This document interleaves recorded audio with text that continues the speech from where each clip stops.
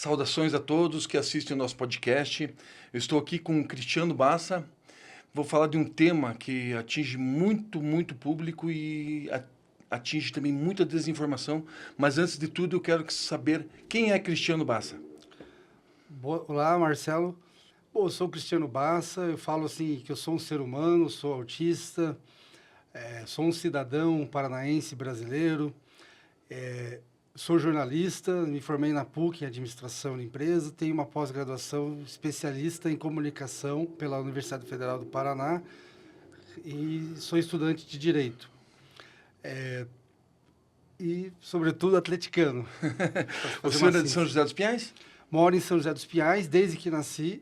Já morei em outros municípios, morei no litoral do Paraná, Guaratuba, e já circulei bastante em Curitiba, mas eu moro fixo em São José dos Pinhais já há muitos anos.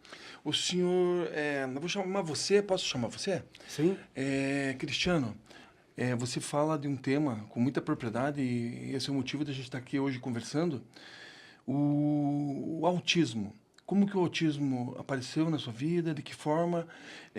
Qual foi o mito que o senhor tem observado em relação ao autismo? Fale um pouco para nós sobre esse tema. Bom, então, eu fiz o diagnóstico tardio do autismo, procurei as profissionais competentes da área, né, a neuropsicóloga. Eu já fazia psicoterapia já desde a infância, já tenho o meu médico, né, que sempre achei isso importante, as pessoas procurarem cuidar da saúde física e mental. E quando eu fui entender melhor sobre o autismo, lendo com informações nas redes, as campanhas de conscientização, como o Abril Azul, eu comecei a me identificar com as características anunciadas ali, que propõem para as pessoas fazerem essa investigação clínica para confirmar se está no espectro autista. Quais são essas características, as três principais, pelo menos?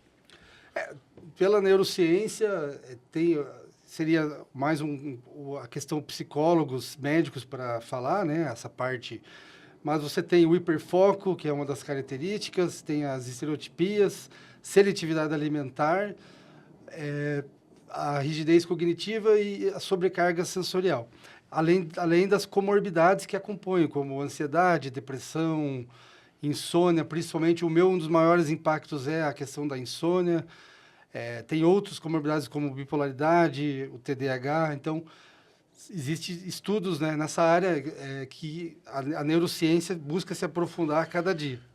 Me conte uma coisa. Se uma pessoa simples, uma pessoa pobre, às vezes que não tem acesso à saúde, a plano de saúde, como que ela pode identificar isso no seu dia a dia com o seu filho, quando chega da escola, de uma forma simples?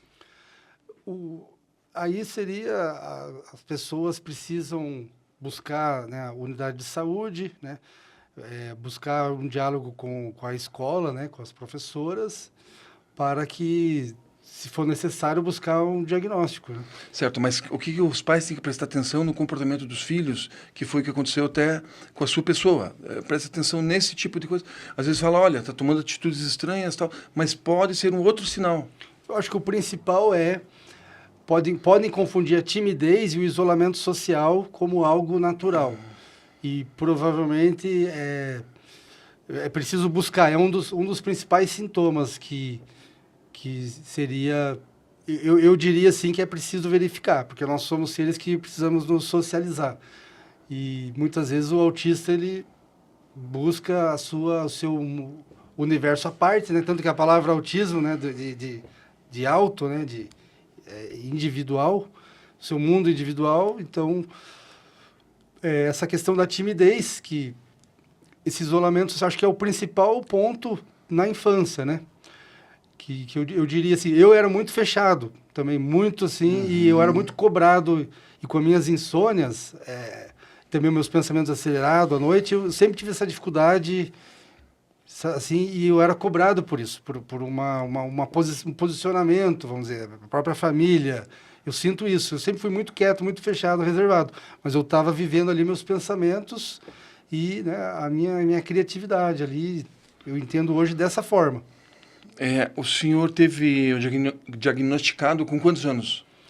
O meu diagnóstico tardio foi em 2023, né, eu sou de 86.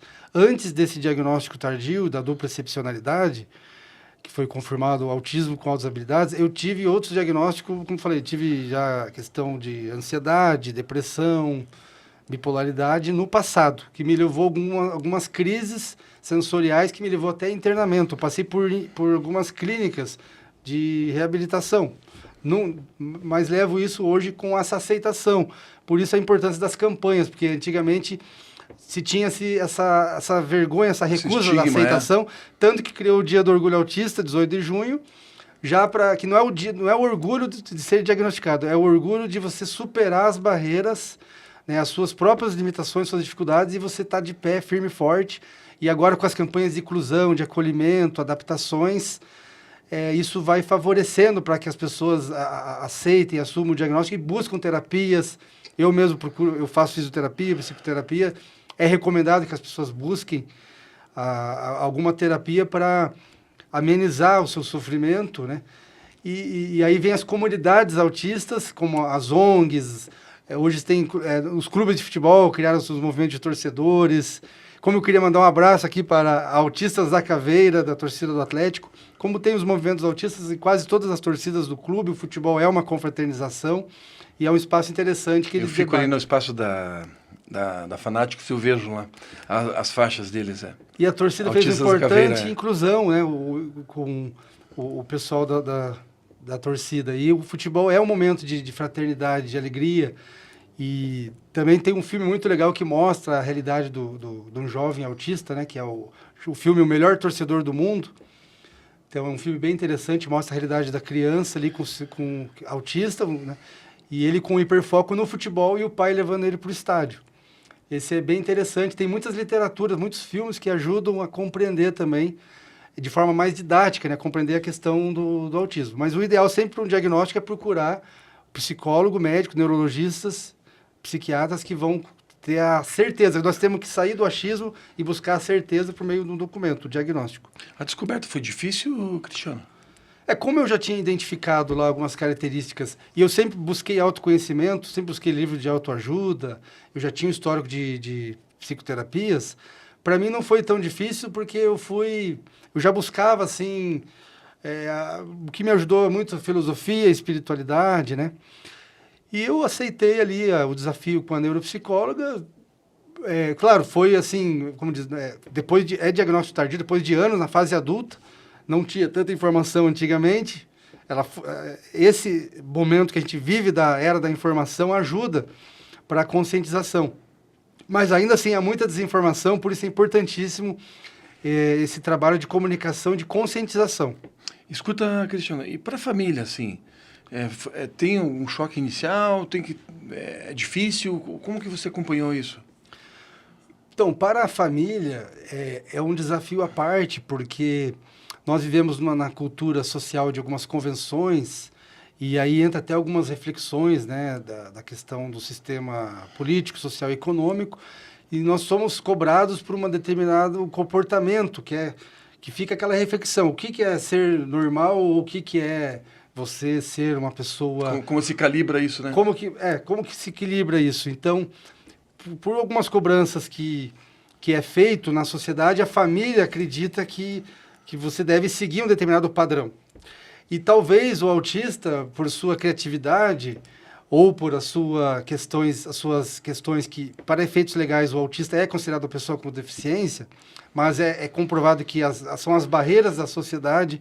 Esse é o tema da perícia biopsicossocial, né? Questão de entender a biologia, entender a psicologia, entender a questão social, sociológica e econômica também, que os ambientes que afetam também a questão do neurodesenvolvimento. Então, existe essa crítica e a orientação do padrão. E eu acredito que alguns comportamentos que eu tinha não eram socialmente aceitos, talvez, e a família queria que eu caminhasse para um propósito, e eu tinha o meu propósito individual, né, a minha forma de ser.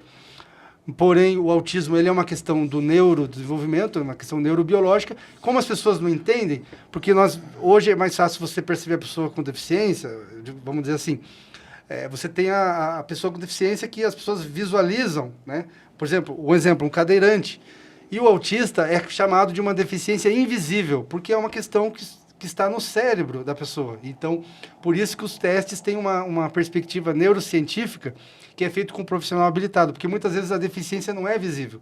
Então, eu entendo que as pessoas têm essa dificuldade de aceitar a pessoa com deficiente, que são as barreiras, que é por isso que tem tanta demanda pela inclusão social das questões autistas. Então, tem a demanda das crianças autistas, que eu sempre digo que a criança ela né, sempre vai ser acolhida, independente de ser autista, mas as crianças autistas têm sua perspectiva, a sua particularidade.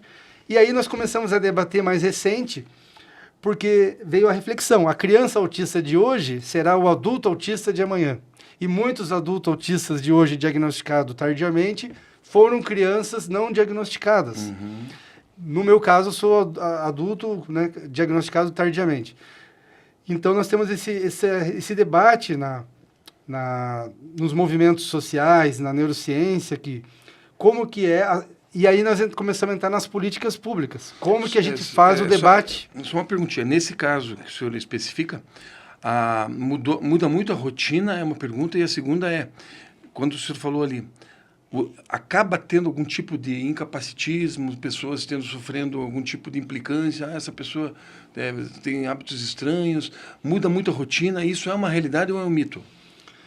A realidade, que é inclusive se tornou aí algumas realidades na legislação, combate ao capacitismo, nós temos a dificuldade, que eu uso os termos técnicos, que é o capacitismo, o bullying, a psicofobia e o gaslighting, né? Que são praticamente a materialização da discriminação contra a pessoa autista. Gaslight.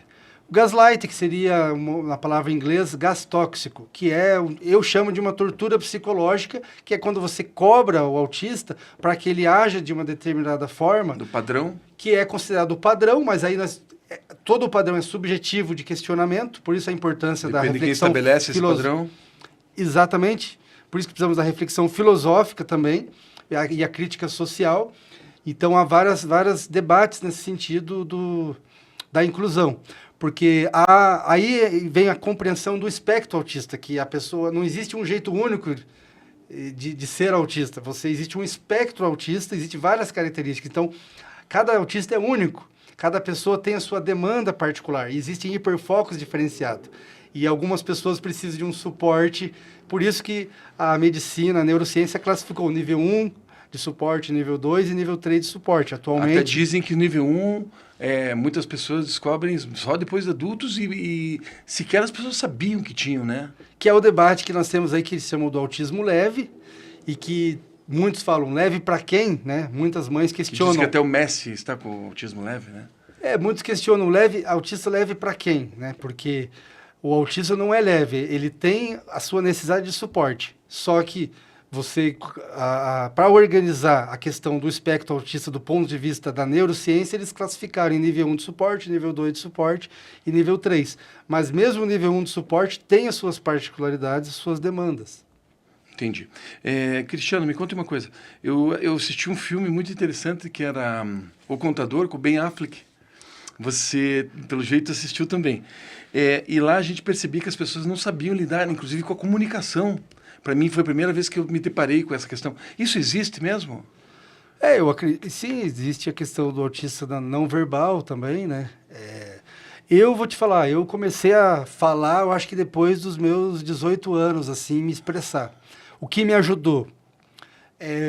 Muita leitura para organizar meus pensamentos, as psicoterapias, e... Te digo que eu sou grato, inclusive, pelo futebol. Eu participei eu fui muito acolhido pelas torcidas do futebol.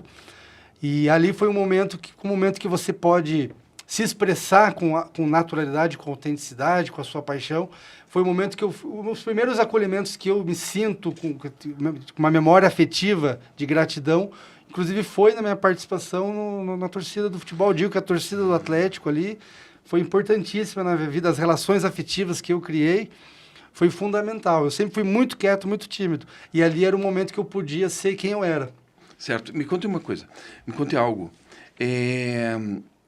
A sua rotina, ela tem desafios? Tem os desafios diários, principalmente da organização, da administração do tempo. eu estudo muito isso, mas ainda assim eu tenho algumas dificuldades, porque à noite, principalmente, meus pensamentos eles ficam acelerados, e eu procuro a minha regulação emocional. Pelo autoconhecimento, você vai descobrindo o que faz a tua regulação emocional. Para mim, uma das coisas que me ajuda a regular é a leitura. E um chá para acalmar. Eu tomo medicamentos, assim, que também para a insônia, né? Alguns medicamentos não tem no SUS, inclusive, calmantes, entre outros medicamentos. Porque, segundo os médicos, não existe um remédio específico para a questão autista. O que existe é os remédios para as comorbidades que acompanham o autismo. E esse é o principal desafio. Para mim, é organizar algumas rotinas diárias, assim, com relação à gestão de tempo. Mas eu busco, com a psicoterapia, com a leitura, com o autoconhecimento, espiritualidade, fazer uma gestão de informações, de gestão de conhecimento, para mim tentar me organizar. Mas esse eu acho que é um dos grandes desafios aí, por causa das crises que nós temos do meltdown e o shutdown, né? As crises que às vezes a gente precisa se recolher para você se recuperar emocionalmente. E às vezes eu tenho algumas crises... Você fecha para o mundo externo aí, nesse momento? Me fecho às vezes para ficar quieto, né? Que é o momento que eu preciso organizar meus pensamentos, que é uma questão sensorial, principalmente. Às vezes não dá vontade de sair de casa. E eu já adaptei meu trabalho mais o home office nesse sentido. Que nós temos uma dificuldade também da aceitação social de alguns trabalhos do home office. E na crise de explosão é um momento que a gente fala muito, às vezes quer falar, quer sair, né, de casa, que ela acompanha uma certa TDAH, aí, uma comorbidade.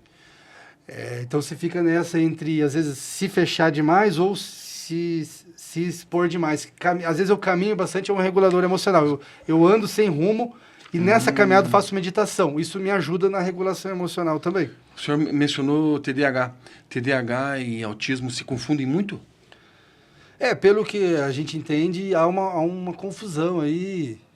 Porém, como eu falei para você, o diagnóstico do autismo ele não vem isolado. Segundo estudos da neurociência, a maioria dos autistas eles têm múltiplas comorbidades.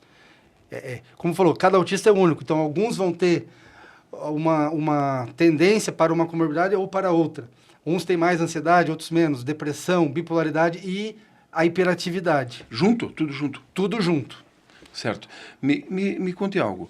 É correto falar pessoa autista ou TEA ou portador de deficiência? Vamos cortar essa parte. Qual que é a terminologia correta? Pessoa autista, existe um símbolo chamado TEA e também alguns falam que falar que é portador de doença é equivocado e alguns falam em espectro autista. Por que isso, Cristiano? Bom, são várias linguagens para que a gente possa compreender. Eu prefiro falar a pessoa autista, né? Ele é uma pessoa autista. Também já vi falar que você não fala, a pessoa não tem autismo, a pessoa ela é autista. Para efeitos legais jurídicos, a pessoa autista ela é pessoa com deficiência, que é a nomenclatura PCD. TEA, que é a sigla TEAH, é transtorno do espectro autista, que é uma expressão científica. E toda pessoa com o transtorno do espectro autista, ela é, por efeitos legais, uma pessoa com deficiência. E isso contribui para a luta pelos direitos da pessoa autista. Eu prefiro falar pessoa autista. Eu já percebi em alguns debates que há uma crítica para dizer que a pessoa tem autismo. Diz que a pessoa não tem autismo. Ela é autista porque ela nasce com autismo. E há um debate que o autismo não é doença. Ela é uma questão do transtorno do neurodesenvolvimento, neurobiológico. E a pessoa ela está no espectro autista porque o espectro ele é amplo e cada autista é único. Dentro desse espectro, há os níveis de suporte e há as conexões com outras comorbidades. Porque cada pessoa ela tem um exemplo, cada pessoa vai ter um hiperfoco diferente, vai ter uma forma de regulação emocional que ela muda conforme as suas características, conforme os ambientes também culturais. Não existe uma única forma de ser autista. Tem um mito que apregoa que a questão do autismo é uma questão infantilizada, está com as crianças. É mito?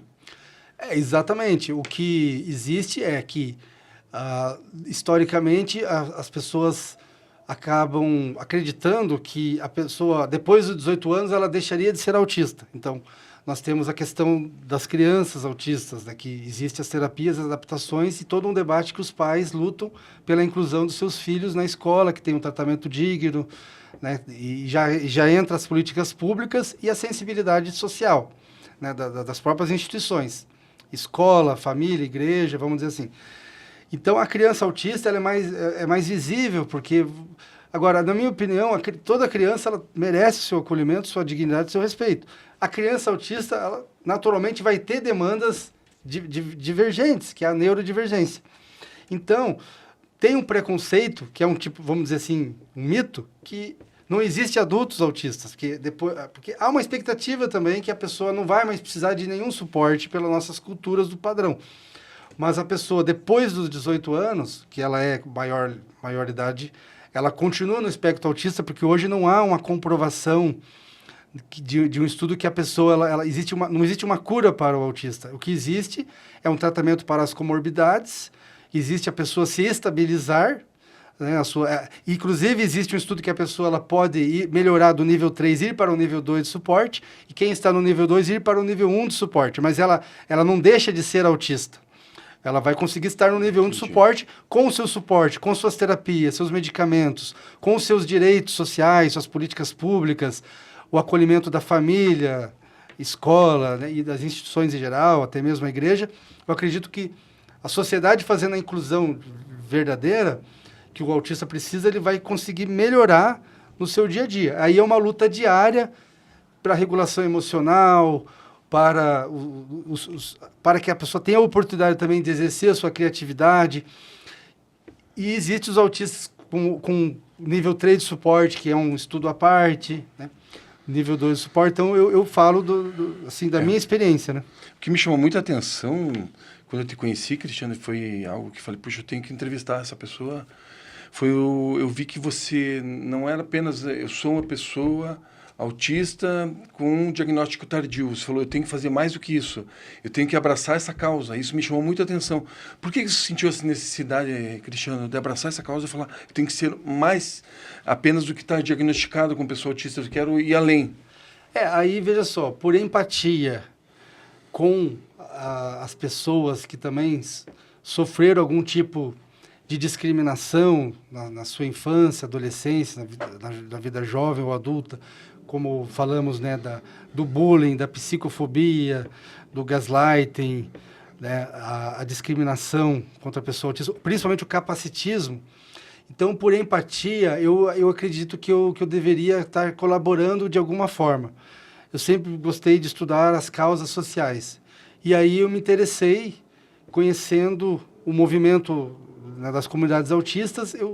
Também a gente se sente, né, há um pertencimento, você precisa de um acolhimento que às vezes a gente não encontra em outras estruturas sociais. Por isso que as campanhas são muito necessárias e fortes. E eu me senti incluído ali na comunidade autista e decidi apoiar a causa como autista, sabendo as minhas dificuldades e limitações, transmitindo isso através de um trabalho de comunicação social. Eu comecei a pesquisar as notícias jurídicas, as decisões que né, os tribunais estão encaminhando em defesa dos direitos das pessoas autistas. Eu comecei a estudar algumas legislações. Aí eu fui descobrindo as políticas públicas, como, por exemplo, o Código Estadual do Autismo da Assembleia Legislativa do Paraná. Do IBGE também?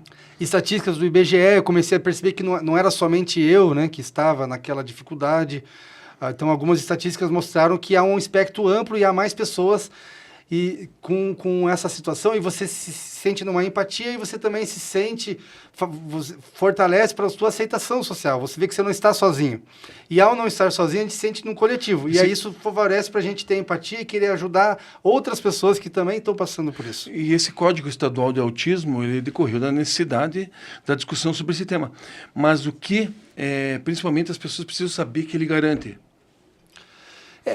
O Código Estadual do Autismo foi elaborado, né, pela Assembleia Legislativa do Paraná, e nós precisamos cobrar para que as políticas públicas lá sejam implementadas. Exatamente. Aí que eu acho a importância, né, de inserir numa campanha, né, ou do compromisso com a causa e buscar esse diálogo com outras pessoas autistas, a entidade do terceiro setor buscando superar, né, buscando ocupar um espaço que muitas vezes o poder público é distante. Eu tive uma situação que eu passei, eu estava com uma grande dificuldade, eu precisei de um medicamento que não tem no SUS, e quem me solucionou o meu caso foi uma ONG, ali em São José dos Pinhais, que eu sou muito grato. Como é o nome da ONG? A ONG falando sobre o autismo. Uhum. E foi a primeira entidade em São José dos Pinhais que organizou as rodas de conversa para adultos autistas, porque já nesse tema que a prioridade sempre foi a criança autista, e acredito que está certo, mas os adultos autistas foram ficando,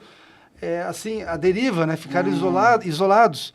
E eu estava mesmo isolado. Aí nós começamos a procurar, fomentar isso. Vamos se reunir, vamos fazer... Afinal, temos algo em comum. E aí puxaram isso. Para debater, né? Tem que ser debatido. Começaram a debater através da roda de conversa para as pessoas compartilhar suas questões, né? E ela tem uma neuropsicóloga que faz essa condução, profissionais. Essa interdisciplinariedade, o senhor acha necessário, muito necessário, tem outras áreas envolvidas que seriam muito necessárias para que as pessoas possam ter esse diagnóstico melhorado, possam ter um tratamento adequado? Quais são as áreas envolvidas que o senhor entende? É muito importante falar desse tema. Eu digo que a gente precisa da medicina, da psicologia, da neurociência, precisamos aí dos advogados, né? Precisamos, então, do poder público na esfera do legislativo, do executivo, do judiciário. São várias ciências sociais, a psicologia, antropologia, sociologia. Eu acredito que nós precisamos das diversas ciências sociais integradas e de forma multidisciplinar. Existe a assistência social, né? As políticas de assistência sociais. Então, até a economia, porque aí começa a estudar a questão do IBGE, os estudos, porque os autistas são uma parcela na sociedade, existe o espectro autista e as pessoas estão buscando a inclusão, políticas públicas. E a demanda da criança autista é diferente da demanda do adulto autista, que busca mais uma questão da educacional, muitas vezes requalificação profissional, inclusão na faculdade, cursos profissionalizantes e, principalmente, o mercado de trabalho e renda, que esse é o principal tema para os adultos no espectro autista. Schopenhauer tem uma passagem interessante, bem exatamente disso que você está falando, né?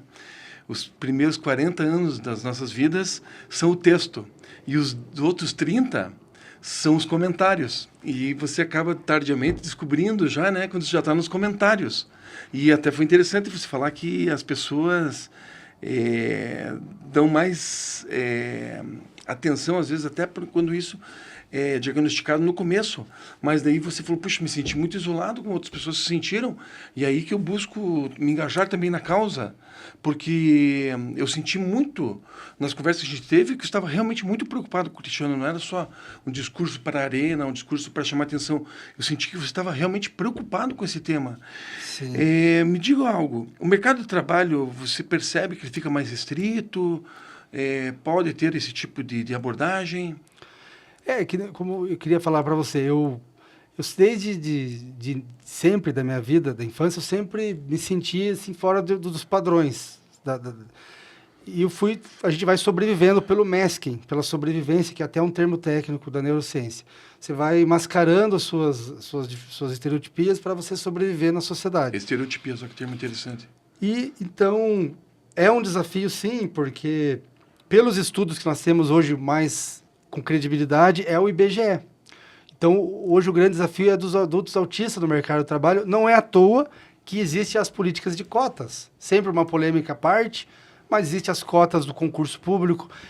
Uma situação que eu gostaria de propor é a questão de cobrar das empresas a inclusão, porque existe na lei que empresas, indústrias, conforme o número de funcionários, ela tem uma obrigação de cotas, de contratar pessoas com deficiência. Conforme o número de funcionários, 2%, isso vai crescendo, está na lei. E por efeitos legais jurídicos, o autista é pessoa com deficiência. Então, é considerado PCD.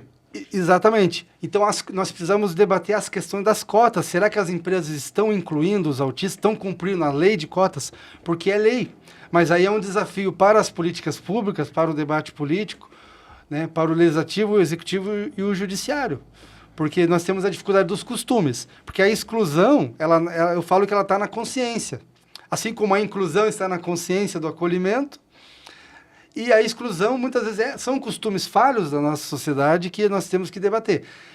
O problema dos costumes que violam direitos é que vai dar trabalho para o Poder Judiciário, vai dar trabalho para o Poder Executivo. Então, as empresas precisam assumir a sua responsabilidade social e estar atento para a lei. Alguém tem que cobrar essas leis. E também as demais instituições, escola, família e igreja. Eu penso que a família também é um dos principais pilares, já sabemos, de toda a sociedade. E a família, há estudos que comprovam que a família é fundamental para uma melhora da questão autista. Aí nós temos os paradigmas, como eu te falei, que nós somos cobrados. Eu me senti assim, cobrado por um determinado padrão, por seguir algum tipo de questões filosóficas e ideológicas, mas quando a gente compreende que a neurodiversidade deve ser respeitada, assim como as diversidades culturais, nós não temos que exigir um padrão de ninguém, nós temos que respeitar a sua condição neurobiológica, neuropsicológica. Eu fico imaginando você, Cristiano, que é uma pessoa que a gente percebe que se adonou muito do tema, que foi atrás, correu atrás da informação, é uma pessoa muito esclarecida. Se você já declara essa série de dificuldades, esse sem número de dificuldades, imagina as pessoas simples que lidam com o problema e onde eu quero chegar. Que você foi diagnosticado aos 23 anos, em 2023. Isso. E ainda, pelo que você narra, não foi um diagnóstico assim preciso, correto e no alvo, né? Foi tangenciando o problema por outros problemas para chegar nesse, né? Exatamente. Como políticas públicas podem ajudar no diagnóstico inicial e a melhorar o que você teve que passar, que descobriu a doença apenas 3 anos. Exatamente. Como os adultos autistas estão recebendo diagnóstico tardio, se esse diagnóstico já fosse antes, como exemplo, eu passei por outros diagnósticos que não sabia que era o autismo, e foi me encaminhado a alguns tipos de tratamentos, porque a psiquiatria ela trabalha com a tentativa e erro, né? Hoje nós temos esse desafio da neurociência. Então, sem um diagnóstico completo, você pode ter um diagnóstico errado e aquele medicamento não vai solucionar a tua demanda neurobiológica e psicossocial. Então, quanto antes a pessoa tiver o diagnóstico, desde criança, a pessoa tem o diagnóstico já na infância, ela vai conseguir se preparar para a vida como um todo, já com suporte, adaptações, terapias, acolhimentos necessários. E os adultos diagnósticos já vêm numa cicatriz de sofrimentos sociais acumulados. Cicatriz e sofrimento. Lamentavelmente, vemos com isso, aí nós precisamos da aceitação das comunidades de acolhimento, de inclusão, para a gente olhar para frente e superar os prejuízos. E um dos questionamentos é esse, a pessoa tem prejuízo, né? Infelizmente, há uns prejuízos e por isso que vem a necessidade das políticas públicas. Nós precisamos do Estado Democrático de Direito, as leis estão aí excelentes, algumas precisam ser aperfeiçoadas e nós temos que cobrar, e aí nós precisamos do deputado, dos legisladores para que coloquem em prática essas demandas. Sejam engajados com essa causa e entendam. A importância de compreender a causa, de um diálogo como fazemos aqui, de estudar os índices que as instituições de credibilidade apresentam, como o IBGE, eu prefiro citar, ou mesmo outros estudos de instituições do terceiro setor que estão se aprofundando, ouvir a palavra de um neurocientista para que a gente elimine as desinformações, as fake news, que há muito preconceito ainda, há muita dificuldade ainda, mas isso nos leva a uma resiliência, uma resistência e uma motivação para abraçar a causa, saber que há uma demanda que nós não podemos desistir. É desafiador. Tá. Cristiano, você é uma pessoa cuja prosa é muito tentadora e a gente quer conversar mais. Você tem essa característica, você é uma pessoa incrível para conversar. E quero te dizer que você, a partir da tua luta, você pode melhorar muito a vida de muitas pessoas e dizer que o mundo precisa de mais cristianos massas para estar discutindo o tema. E, diante disso, eu pergunto a ti, Faltou alguma pergunta, faltou alguma ponderação nessa conversa de hoje que você gostaria de, para concluir aqui a nossa prosa, Cristiano? Eu gostaria de agradecer o convite, a oportunidade de poder falar desse tema. É uma inclusão quando a gente pode falar. Quando também há um incentivo hoje para que os comunicadores, as autoridades e os espaços públicos possam dar voz para os autistas. É fundamental que a sociedade discuta o tema e debata. Os neuropsicólogos, médicos e as áreas científicas que estudam a questão autista. As famílias atípicas, né? Principalmente as mães. O Ministério Público do Trabalho pode se engajar nisso. O Ministério Público do Trabalho faz um trabalho muito bonito em relação à inclusão dos PCDs. Exatamente. As instituições públicas, nós precisamos das instituições, das autoridades, para contribuir com a questão das políticas públicas e a garantia de direitos. Né? É fundamental. E quando você dá voz... A igualdade de oportunidades, né?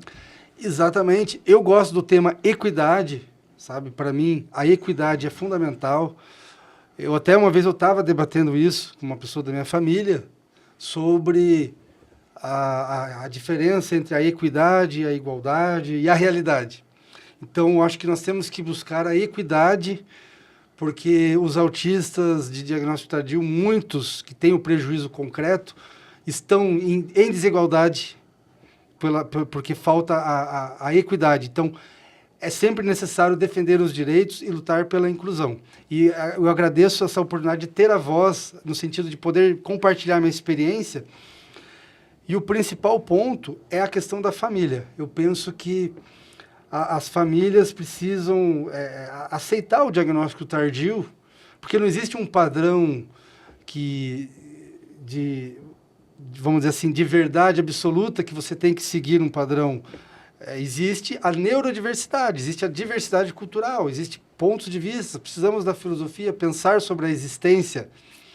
O principal ponto que eu vejo é isso. Então, há várias formas de você estar no mundo.